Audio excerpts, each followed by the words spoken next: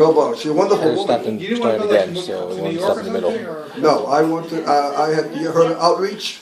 Oh, okay. So this was outreach. Let me tell you, No doubt. because I worked with these 3 years. But You were there just when everything was going on, Selma and all Yes. that, right? Selma, 65 to 68. When in It 65? was a few months. Thank you. Amen. It was a few months after the famous march from Selma to Montgomery. So, but there was a man called Mr. Oh, I forget his name.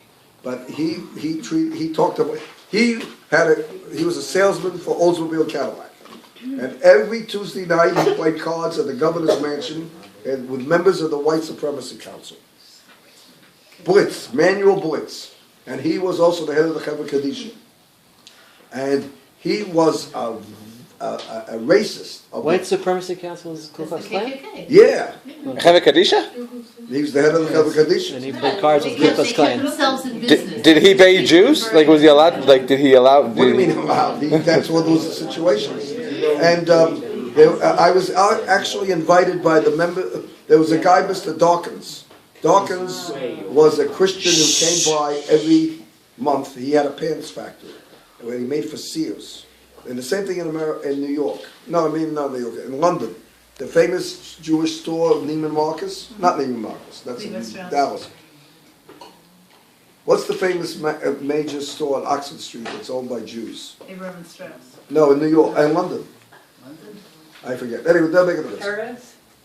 No. So anyway, Selfridge. we'll think of it in a second. But they did not make anything. They go and buy from someone else and put their label on it. Okay. So this is the same thing. Sears and Roebuck. He would make pants for Sears and Roebuck, which is a big company in the United States. And for whatever the reason was, he would come once a month and talk to me about different things. So he once invited me to give a talk on the ethics of war during Vietnam. Now, who was going to be in the audience? It was the Rotary in a small town called Decatur, Alabama. So I come to give the talk, and when I finished, this is the whole punch. When I finished the thing, he says to me, "I'm really happy it went well. The sheriff came with 2 members of the Klan to hear you." Oh my God. So when I heard that, I want you to know it put me into fear. And so when I left the town, first of all, in town, speed limit was 30, I drove 25. And when I got to the highway, speed limit was 55, I drove 40. Because I didn't want to give them any excuses. But they don't need an excuse. The Klan, they're the real thing. So then I got in, once the Ministerial Association. Brother Rubin, we understand that you traveled to, I forget the name of the city right now, but this was a city where there was a black college. Tuskegee. Tuskegee, Alabama is where the famous Negro fellow invented peanut butter. Oh, Tuskegee Flyers from World War II. There was the Black Flyers that flew. That's right, that's where they gave them syphilis. Check out. Anyway, so they wouldn't know why I'm going to Tuskegee. How they knew I was going, I have no idea. So I told them that there was, why I was going is because I had been a chaplain in the American Army. So the Veterans Association asked me to be a chaplain to visit the Jewish patients. So that was accepted. Okay, thank you, Brother Rubin. But if I would have told them I was going to the Tuskegee Institute to visit the black college, I don't know what would have been. So thank God we left Montgomery. And meanwhile, we have Moshe. Now we have Deborah. Now we have Rosa. Rosa was the black maid. $5 So a wait a week. minute, we didn't hear how cute Moshe was. We'll get to that, but right now we're gonna find out. He broke. Now Moshe,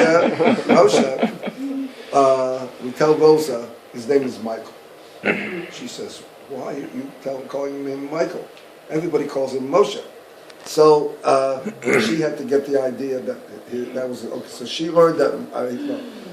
It happened when we got to Westchester, Pennsylvania. We went to see a doctor, check out everybody, and he calls the names. So he's calling Joshua goes in, gets a checkup. Dr. Kester. And then Deborah goes in. And then he goes, Michael Rubin. So Michael Rubin is looking around, and he don't know who it is. I said, Moshe, it's you. So then the doctor says, what's your name? He says, my name's Moshe. Okay, that's it. So he's crossed out Michael. So now, Tell the Fita Barbital story. okay, now they go what happened was that Westchester was 25 miles from Philadelphia. And in Philadelphia was the only Orthodox day school, the Torah Academy. And they were really very Haredi-ish. Dafka, they had classes on Thanksgiving and on New Year's. So as Pizza Whim on Sundays, and they had class on Sunday. So as Pizza Whim, when we picked up the kids, Deborah, it was 100 miles a day on the car. That's 100, more than 100 miles is... Really? 100 miles? Yep, I have to figure that out in kilometers. But anyway, to make a long 190, story no? short, the Pizza Win was that on Sunday, we would drive back.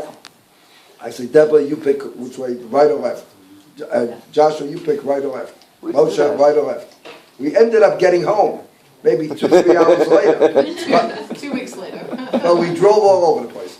Then we even went on New Year's to Amish country. And the little two guys are wearing kippots, and Deborah's there. And we walk in to get hot chocolate. And the Amish guys with the big hats, and I tell you the truth, they're just looking at each other. And Moshe and Joshua couldn't believe that these guys were not Jewish. Anyway. Landsman. Yeah, that's it. You got it. Okay, now, so the kids, one guy told Joshua, which hurt his feelings, that his father's not really a rabbi because his father doesn't have a beard. So I said, I'll give you something. If they bother you, I'm going to give you a good word to tell them. I'm calling them a phenobarbital. Now, all of you know that phenobarbital is a pill that you take. It's not a curse word. Stomach ache, no? So yeah, something like that. So the Rosh Yeshiva there, the principal, calls me, your son has been cursing. I says, well, what did he say? I got nervous. He says, he called one of the kids in class phenobarbital. I said to myself, this idiot, he doesn't know what that word means. Anyway. So to get back to him in 4th grade, I call him an asshole to his face, which got me expelled for now, one Moshe, day. Let me tell you what happened with Moshe. There was a big girl lady who was the first grade teacher. It was very nice. She was a wonderful teacher. Mrs. Wonderful. Randolph. Mrs. Randolph. So she thought that Moshe was joshing with her. Because he said, This she is says, my story, I can tell She it. says, Moshe, what? You remember? Yeah, so she calls, she says, where were you born? Oh, I was born in Philadelphia. Where were you born in Philadelphia? Where were you born here? And he goes, where were you born? Montgomery, Alabama? Go to the principal. So she thought he was living. So I had to call her to explain that we were really transplanted Yankees. So that was with Moshe. Now, Deborah.